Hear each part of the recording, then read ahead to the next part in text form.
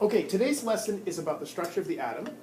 And when we talk about the structure of the atom, mostly we're talking about where the electrons are located and what the electrons are doing in those areas, besides merely existing, I suppose. So we've already talked about how the positive charge in the atom is located in the nucleus, and then we have layers and layers, or different levels of electrons around the nucleus.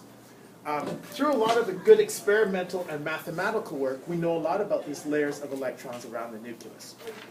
In fact, we know that practically there are about 7 different levels for electrons that all the atoms in the world tend to occupy.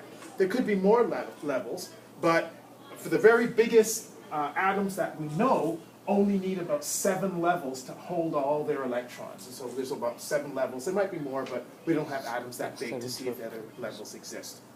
Okay, it's like it's like there's an apartment building for electrons, and it turns out 7 stories is enough apartments to hold everybody, all the electrons. And so we don't know if the buildings are any taller, but certainly they're at least 7 stories tall. Okay? We've already seen that when we look at an element like oxygen, that has an atomic number of 8 and a mass number of 16. And we've already seen the basic structure of oxygen. We saw that last day. We saw that there's a positive charge in the middle, and that positive charge consists of 8 protons, and accompany them are 8 neutrons, makes a total atomic mass number of 16. Then we have to put the electrons in, and we're going to need 8 electrons in order to balance that positive 8 charge. The first energy level, we know, can only hold 2 electrons. One way of thinking of this that makes sense is the first energy level is closest to the nucleus. So there's less space than, let's say, the 3rd or the 4th energy level that's going to be further away, and more things can fit there. Picture 2 people holding hands in a circle. It makes a small circle. You get 4 or 5 or 6 people holding hands in a circle. It makes a large circle. So in the same way, these first 2 electrons holding hands at the first energy level takes up not much space. As we get to bigger energy levels, they're further out and more electrons can fit in that space. The second energy level is like the first. 2 electrons seem to go in first. And then something else happens. More electrons seem to fill it up until, in fact, when it's completely full, it's got 8 electrons in it.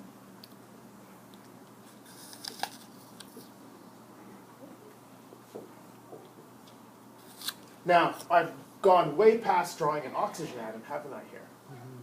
I've got a total of 10 electrons. So what would I need to do if this was a Bohr-Rutherford diagram of oxygen?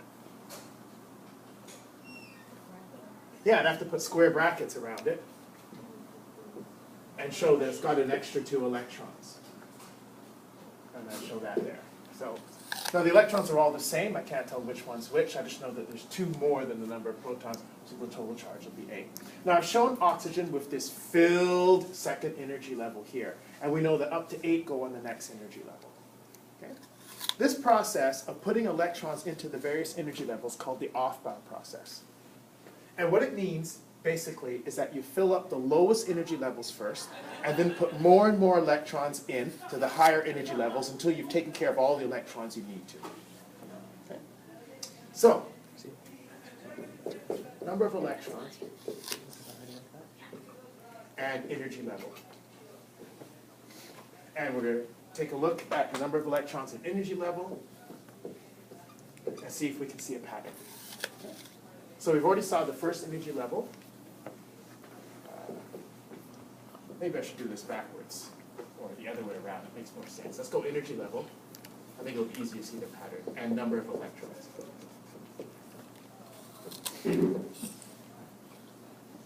So the first energy level, we can hold a maximum of 2 electrons. Okay? At the second energy level, we can hold a maximum of 8 electrons. At the third energy level, we can hold a maximum of 18 electrons. At the fourth energy level, we can hold a maximum of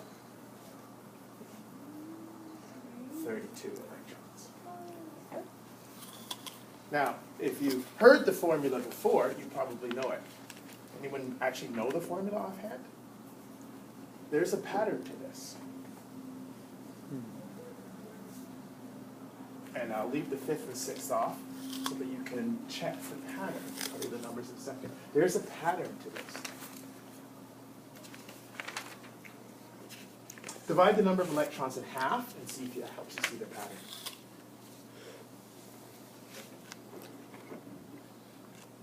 Divide the number of electrons in half and see if you can see the pattern.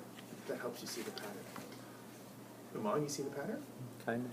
What is it? I do not have a properly worded explanation in mind. Okay. Does anybody want to jump in there? The energy level number squared? Squared, yeah. So if you divide the number of electrons in half, you get 1, right? That matches, 1 squared. Divide the number of electrons in half, you get 4, 2 squared, and so on. Okay? So what's the actual formula then? 2 plus... Yeah, if we let the energy level be n, and that is the word for the principal energy level, then the number of electrons is? 2n squared. Okay? So now that you know that, you can fill in the number of electrons available at the 5th and 6th energy level. Go ahead and do that now.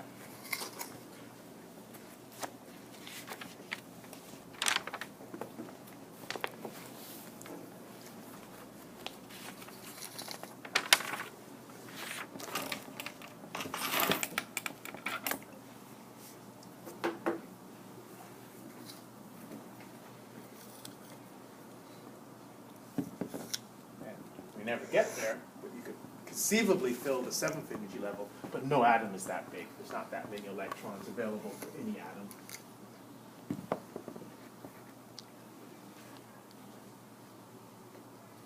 Alrighty. What is the maximum number of electrons at the 5th energy level? 50. Good. What's the maximum number of electrons at the 6th energy level? 72. 72. And, for fun, what's the maximum number of electrons available at the 7th energy level? 98. 8. Very good.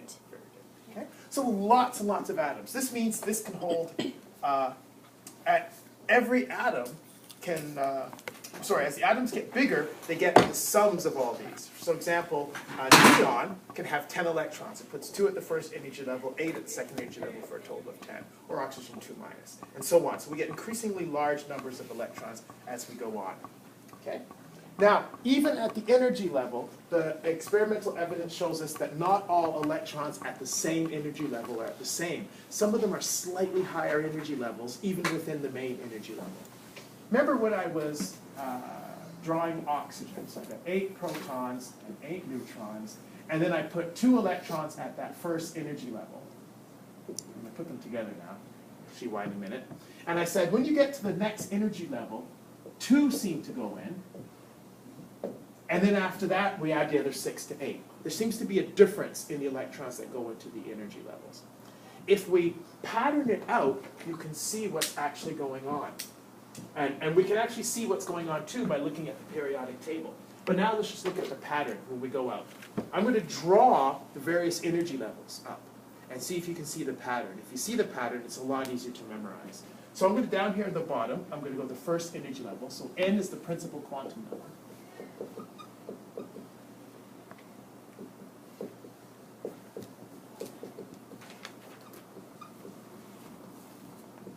Why principal quantum number? Principal is like first or most important. Right? So it's the single most important thing you want to know about the electron is its energy level. So its principal quantum number is the energy level. It's the first thing you want to know about the electron. Okay? And so our first quantum number is just the number 1. So looks like a very impressive number, but there it is, the number 1. That's our first. And we know that we can put 2 electrons in there. So for ease, I'm going to put a little blank here. And that little space means a space, every line is a space for 2 electrons. Electrons seem to like to hang out in pairs. Okay. Then, if we've got 2 electrons here, we're going to get to the 2nd energy level, and we're going to put in spaces for all the electrons. And we know that we can hold 8 electrons.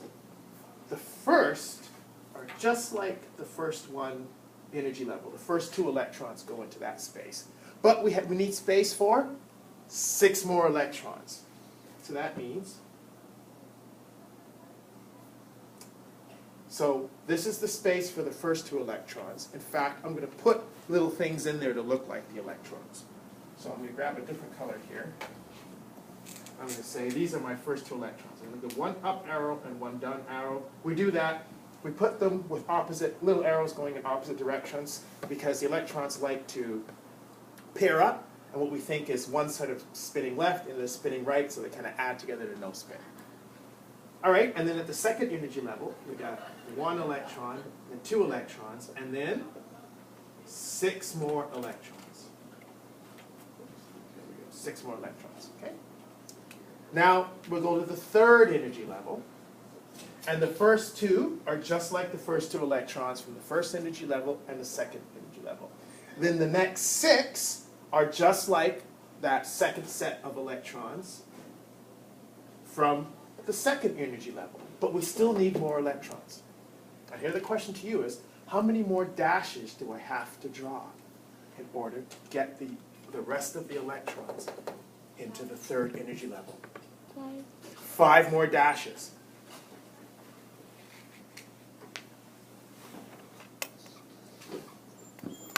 And let's fill them up with electrons. 2 electrons first, then another 6 electrons, and then another 10 electrons for a total of 18.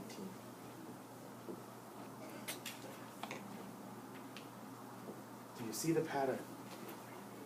What is the pattern?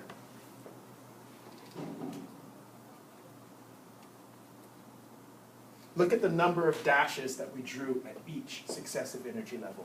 What happens with the number of dashes? Are we drawing more dashes as we go up? Yes, yes we are. How many more dashes do we draw each time?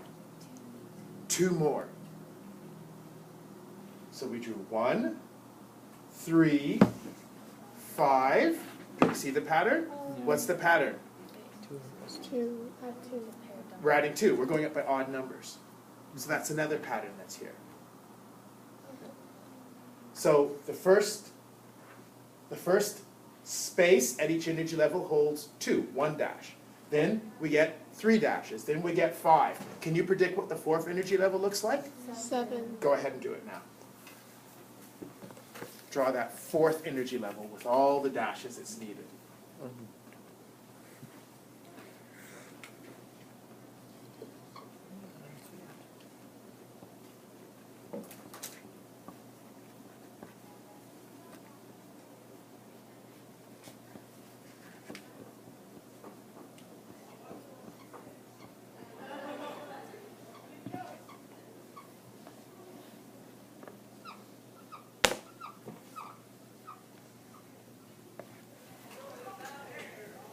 Okay, does it look like mine? I went 1 dash, 3 dashes, 5 dashes, 7 dashes. What would the next energy level look like? 1, 3, 5, Yep, 7, 9. 9 dashes. Okay? So the number of electrons are going up by successive odd numbers at each energy level. So you can see why we're getting lots and lots of electrons held at the fourth energy level, because we've got so many dashes, spaces where we can put electrons. And we go ahead and populate this with electrons.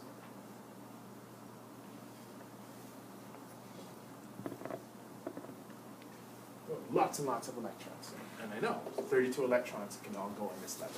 Okay. Now, these are all dashes for now. Scientists have given them names, and the names are kind of based a little bit on their shapes. The first energy level, and we're going to call these sublevels, has the name S. Because when you look at where the electrons hang out, they hang out roughly in a sphere. Like they're just circling the nucleus like you'd expect. And so these are the S sublevels. And they're all called S. So this is the 1s, this would be the 2s, this would be the, 3, and this is the 4. 4s. And that's because they're more or less spherical. The electrons do what you think they do, hang out in a kind of roughly spherical cloud. But when the electrons do that, when the first two electrons hang out in that roughly spherical cloud, the next electrons can't do it because that space is taken up. And the next set of electrons, they hang out in a space that looks like someone took two balloons and tied them together. Can you picture that? Two balloons tied together. Make the shape in the air with your hands what that would look like. Yeah, kind of like spaces here, and they would come to a knot, and then kind of fill up the space. Those are called the p suborbitals. So this is the 3p.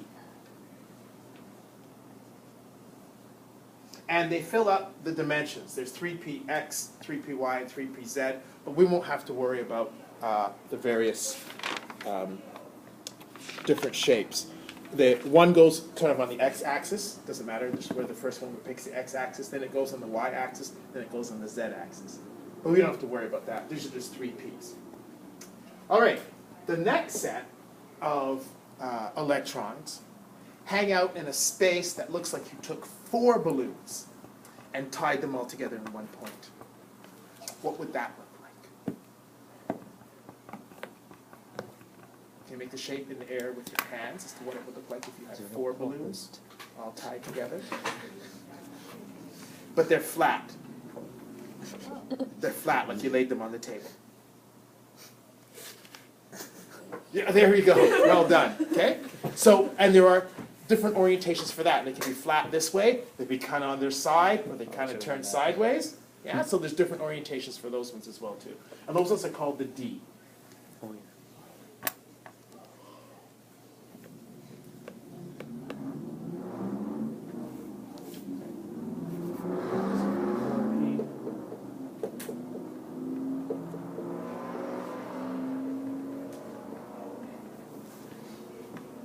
And then we get some really, really strange shapes for the last ones. They're called the F orbitals. And they make like rings and like balloon-like shapes and little sort of like skewered cone-type circle things. And we won't talk too much about what those look like in real life, but they're called the F.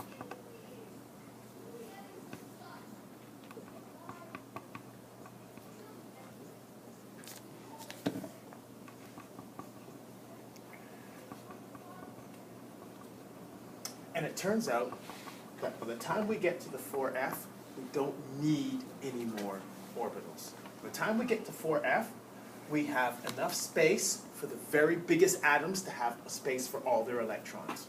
So there might be 5 Gs, but there's no atom big enough to hold a 5G. Okay? Yes? Then why do those energy levels are what?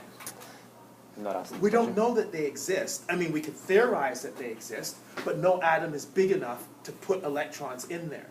So we have no idea, no real concrete evidence for what their shape might be, as far as I know. Okay. Because, remember, by the time we get to 115 electrons, we've placed all the electrons into all the energy levels we need. We don't need any more energy levels. Those ones aren't occupied.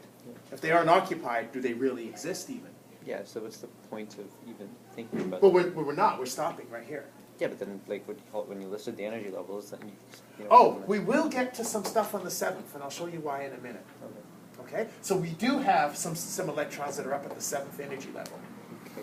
And that's because these energy levels, as you begin to put electrons into the energy levels, the electrons kind of repel each other.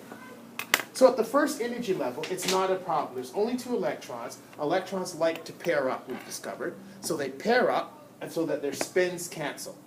One is spinning one way, one is spinning the other way. Their spins cancel, so the electrons are a little bit more stable when they're paired up. Okay? We just know this. And that fills up that first spherical space. For the next 2 electrons, they can't get as close to the nucleus as these first 2, because they filled up that space. So they're a little further out, filling up the space that's more or less a sphere. Okay? The next 6 electrons are even further out. The space closest to the nucleus is filled up more or less by the first 4 electrons. So the next 6 are further out. Okay. The next 2 are even further out. So the atom gets bigger and bigger and bigger as the energy levels go up. Not only that, there's a kind of a weird thing. The electrons kind of know what energy level they should be at, and they try to fill up a low space with that energy level rather than the high space. So by the time you get to the 4s, it's the first 2 electrons at the 4th energy level. And they can actually sneak in a little closer to the nucleus than the last 10 electrons at the 3rd energy level. Why? Well, these ones at the 3rd energy level are hindered from getting as close to the nucleus as they want to because there's already electrons in the way. But then you jump to the 4th energy level, and those first 2 that are going into the spherical space can kind of scrunch in, kind of like in the space in between. It's electrons, they do strange things. So when the electrons join the atom, they actually join the 4th energy level, the bottom of it, before the 3rd energy level. Here's another way of thinking of it. Remember that apartment building analogy I gave you? Like electrons are filling up the apartment building, right? The ground floor can hold 2 electrons. By the time you get to the 2nd floor, there's kind of a nice apartment for the first 2 electrons, and then the next ones kind of have to go up half a level for the next 3 spaces for the next 6 electrons. And then they have to go up another floor to get to the 3rd one, and there's a nice space for 2, and then a slightly more difficult space for the next 6, and a way more difficult space for the next 10. Well, by the time you get to a high level, when you get to the 4th energy level of the apartment, you notice that strangely, those first apartment on the 4th energy level is actually lower than the people who've gone to the 3rd level and had to walk up 3 steps to get to their apartment. If you can kind of picture that, they could get off the elevator in the 4th level, and the first 2 apartments are right there. On the 3rd level, the guy who's trying to fill this one had to go up for this one and up for that one, and it turns out that all of a sudden, in reality, he's a little bit higher than the guy who just got off the elevator on the 4th level. And that effect gets worse as you go up. By the time you get to the 5th and the 6th level, and you go along 2 or 3 steps, you're way higher than the guy who got off in the 4th level and was able to occupy the apartment that was just there. You know, instead of having to go up 3 or 4 steps and up 3 or 4 more steps. Okay? There's a neat little trick for memorizing that just happens to work. And remember I told you the off-bow process? You put electrons in the lowest energy level first. The trick is the lowest energy level doesn't always have the lowest number. All right? Remember that guy got off the elevator on the 4th floor? And if he takes the first apartment right there, he's actually a little closer to the ground than the people who got up on the 3rd floor and then had to go up 2 half flights of stairs to get to their apartments. These guys actually closer to the ground. So if you're coming in to get if you're an electron looking to rent an apartment, you probably want to get off on the 4th floor. Once people have started getting off on the 3rd floor, you'd go right to the 4th floor because you'd be closer to the ground. It's kind of a strange analogy, but this is the way electrons behave. We just have to explain it, right? It's not, we didn't make the theory up and then put electrons in. Electrons behave like this, and now we have to explain it. And one good analogy is this apartment building. You get off, but if you don't get that first apartment, you kind of have to go up a few steps to get to the next one, and up a few steps to get to the next one. So by the time you're on the 3rd or 4th sub-level of that 4th one, you're way higher than you thought you would be. And in fact, getting off at the next floor is actually a little bit lower. Okay. All right, so we're going to show you how to actually fill these up so that you can not have to memorize anything. All you have to do is do this little chart, and it helps you fill the things up. And then you have to shoot arrows. I'll show you what it means. So we know what all the energy levels are. So we just write them down. You can do this top up or top down. I like to do it from bottom up, because remember, I'm thinking like an apartment building. So the first one is the 1s, right? And then after the 1s comes the 2s, and right after that is the 2p. Good. Now we finished the second floor of this apartment. We're up to the third level of the apartment. And what's the first apartment on that third level? 3S. 3S. And then if those are filled, you have to go to the 3P. 3P. And then you go to the 3D. 3D. All right. You get off the elevator on the fourth floor. What's available to you? 4S. But if those are filled, you have to go to the 4P. 4P. And then you go to the 4D. And if those are filled, you have to go to the 4F. 4F. Okay? Okay, so we're just going on up. What comes next? If the 4F happened to be filled, you have to get off on the next floor. And you get the 5S. 5S, The 5B. 5P, 5D. 5D, 5F. 5F. And we don't need any more.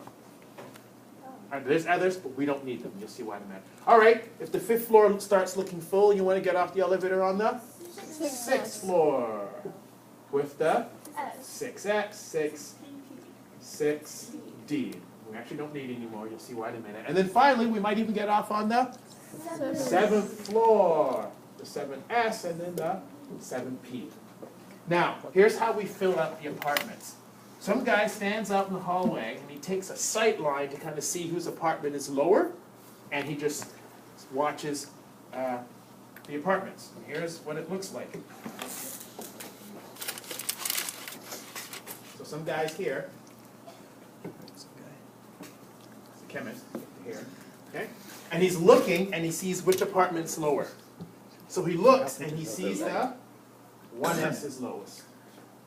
Right?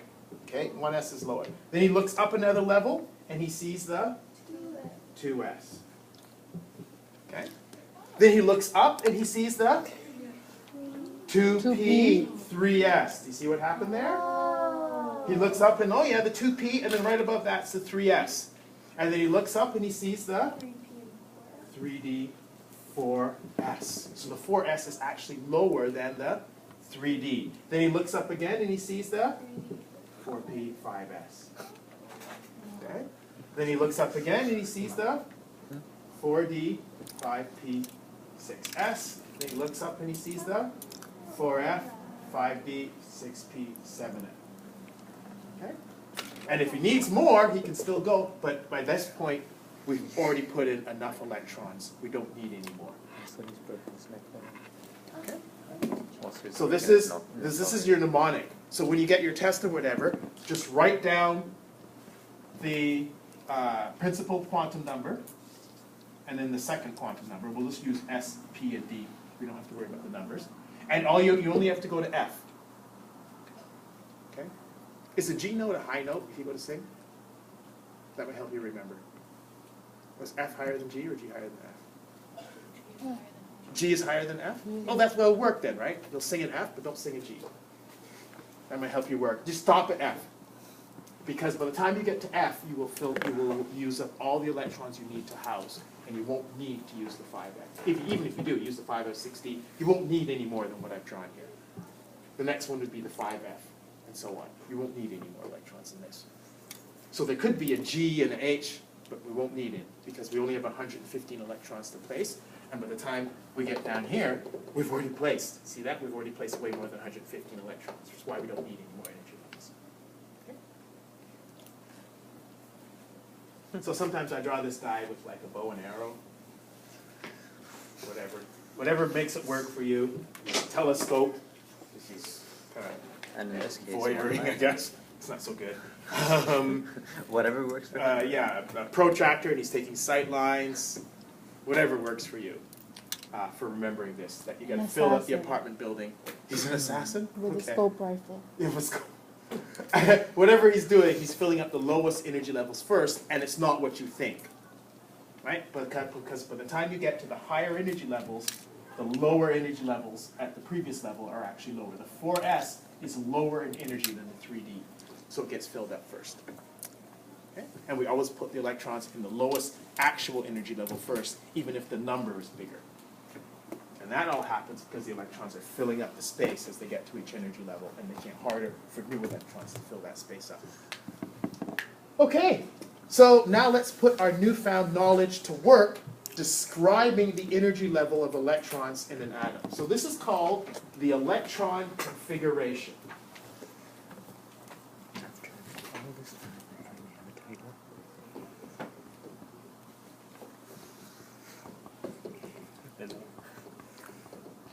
And what an electron configuration means is it means we are very specific about the energy level and the sublevel.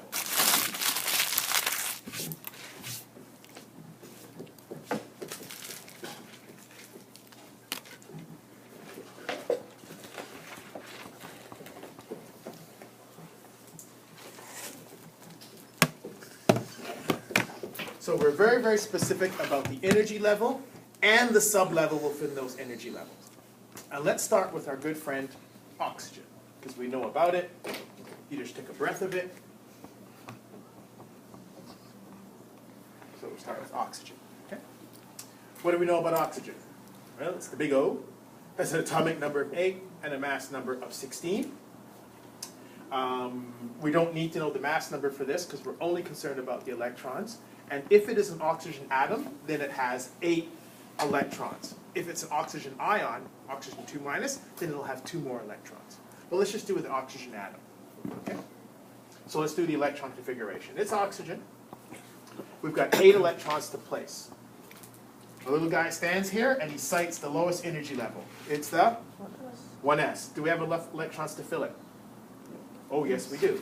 So it'll be filled with 2 electrons. Okay. All right, little guy sits there and he cites the next lowest energy level is the 2s. 2s. Do we have enough electrons to fill it? Hopefully. Yes, we do. Oh, so 2s, not 2, not 2p. 2s is the next one. Do you have enough electrons to fill it? Yes, we do. And will we fill it up? Yeah. Yes, we will. How many electrons will fill it up? 2. 2. 4. We're halfway there. We take another citing. How many electrons? What fills up next? 2p. 2p, the second level of the first one. That makes a lot of sense. How many electrons do we need now? 6. Well, we're going to 8. And we've already placed 4. So we need to place 4 more. Do we have room for 4 more at the p? No. Yes. Do we? Yes, we do. Take a look at the diagram for the p, and we saw 3 dashes for a total of 6 electrons. So we can put 4 there. We've got 2 empty spaces still. Okay. And so we're done. We've placed 8 electrons. Oxygen only has 8 electrons. Everybody's got an apartment. We're done. This is the electron configuration of oxygen. Right? All 8 electrons have a home. 2 at the first energy level, 2 at the first sublevel of the second energy level, and 4 at the second sublevel of the second energy level. Sorry. So a total of 8 electrons, and we're done. Okay? What if, instead of doing oxygen, we were doing oxide, oxygen 2 minus? How would this electron configuration look different? It'd be 6 up 2p. Yeah, we'd have 2 more electrons. So if we were doing oxide, we would have, so this is oxygen 2 minus, right, oxide. We would have 1s2, that would look the same. 2s2, that would look the same, but 2p6. Because we would need to put 2 more electrons in. And now the second energy level is full.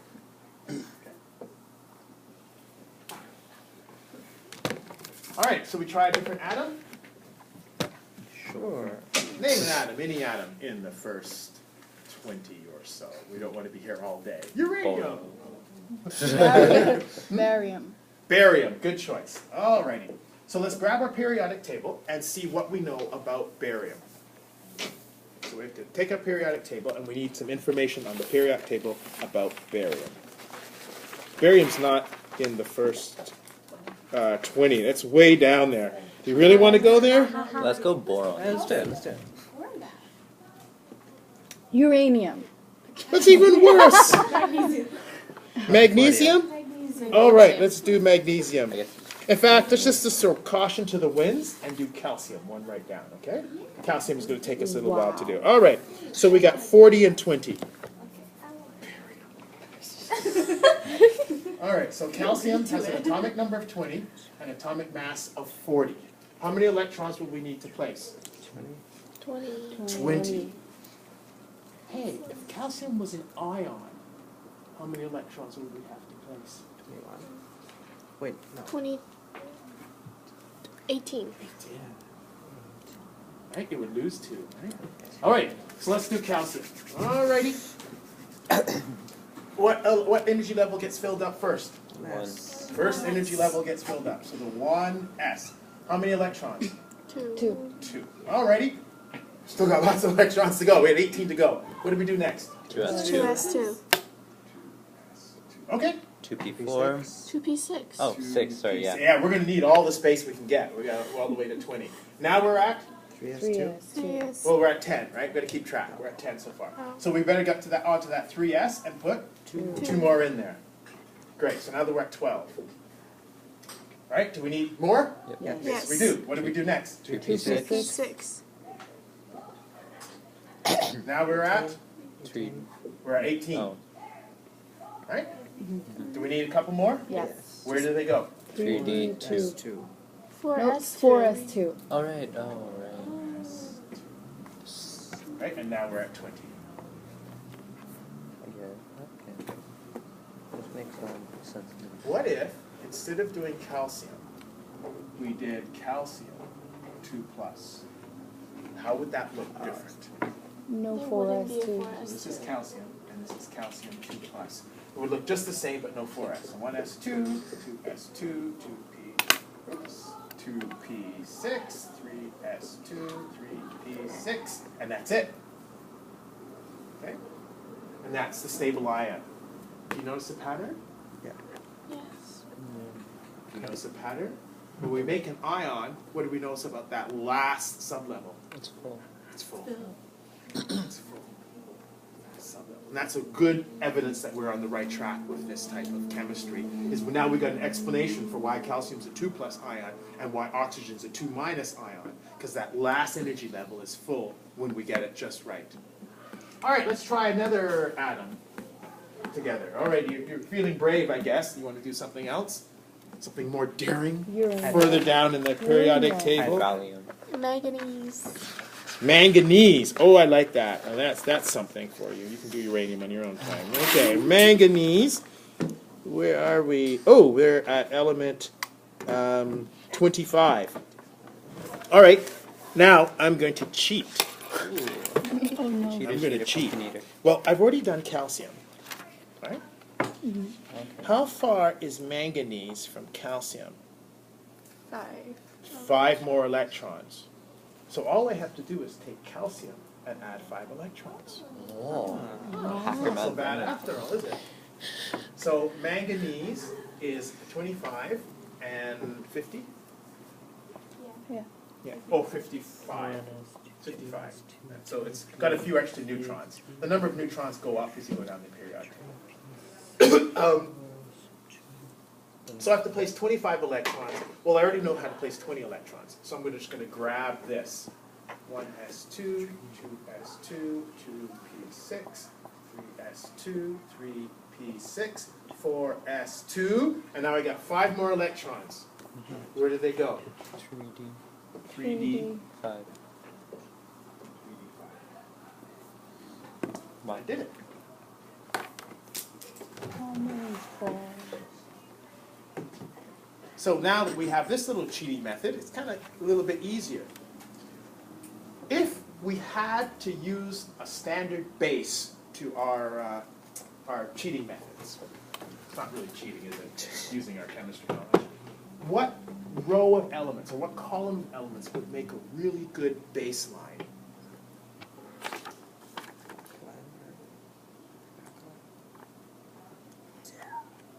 It would be something where we kind of get a nice clean edge always, right? We're never adding it to an energy level. Yep. Noble. The noble gases. The noble gases are a great choice to use as our baseline.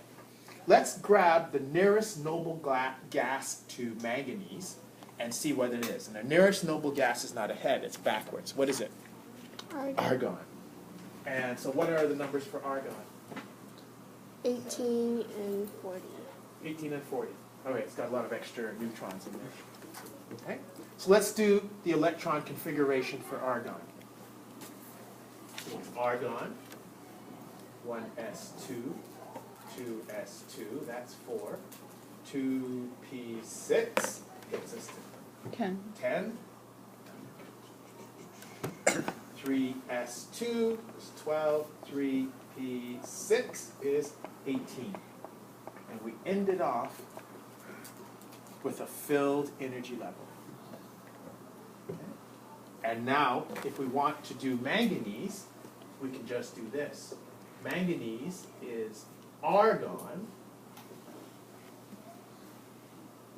Plus 4s2, 3d5. Okay? So it's argon and then those extra ones. Okay? And another little trick is we can use the periodic table to count electrons. So take a look at your periodic table. Okay? And we can count electrons. What's the first energy level? 1s. How many electrons does it hold? 2. 2. 1, 2. What's the next energy level? 2s. 2s. How many electrons does it hold? 2. 1, 2. What's the next energy level? 2p. 2p. How many electrons does it hold? 6. 1, 2, 3, 4, 5, 6. Okay? What's the next energy level? 3s. How many electrons does it hold? 2. Followed by the 3p holding 6. Followed by the 3d. 4s holding. 2. Followed by the 4p. 4. No, 3. 3d holding. 6. No, look again. 8. 10. 10. And there it is. The periodic table is already arranged by sublevels. So all you have to do is count over until you get to the right place. So let's try that trick for argon. Argon is 1s2, 2s2, 2p6, 3s2, 3p6. Okay? Now let's go do uranium. You ready for it? Now we got some uranium. Here we go. Are you ready, kids?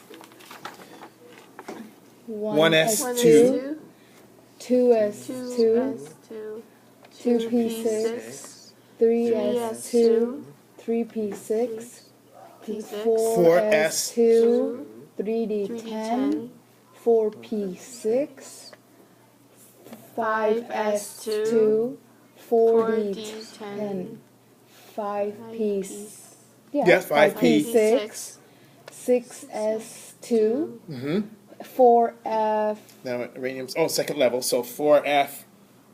Here they are. 14. 14. Yes. I wasn't sure. And then we jump back here. How many does f hold? We're on the 4f, so we back to the 4. Sorry, we're on the 4f. Yeah.